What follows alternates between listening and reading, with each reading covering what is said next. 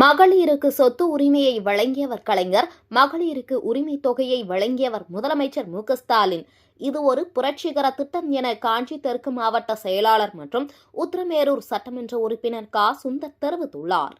சென்னையில் முதலமைச்சர் மு.க.ஸ்டாலின் தொடங்கி வைத்த மகளிர் உரிமை தொகை திட்ட விரிவாக்கத்தை தொடர்ந்து காஞ்சிபுரம் செவிலிமேடு பகுதியில் நடைபெற்ற நிகழ்ச்சியில் 5 தாலுகாவில் இருந்து பெறப்பட்ட விண்ணப்பங்களில் தேர்வு செய்யப்பட்ட 31,000 மகளிருக்கு வங்கி பற்று அட்டைகள் வழங்கப்பட்டன. இந்த நிகழ்ச்சியில் கைத்தறி மற்றும் துணிநூல் துறை அமைச்சர் காந்தி, சட்டமன்ற உறுப்பினர்கள், மாவட்ட ஆட்சியர் மற்றும் மாநகராட்சி மேயர் உள்ளிட்டோர் கலந்து கொண்டனர். பின்னர் செய்தியாளர்களிடம் பேசிய சுந்தர், இந்த திட்டத்தின் மூலம் கிராமப்புற பணப்புழக்கம் அதிகரித்து வட்டிக்கடன் சார்பு குறைந்துள்ளதாகவும், மாநிலத்தில் உள்ள 2.20 கோடி குடும்பங்களில் 1.80 கோடி குடும்பங்களுக்கு அரசு நிதி சென்றடைந்து வருவதாகவும் தெரிவித்தார். தேர்வு செய்யப்பட்ட அனைத்து பயனாளிகளுக்கும் ஓரிரு நாளில் உரிமை தொகை வழங்கப்படும் என்றும் அவர் கூறினார்.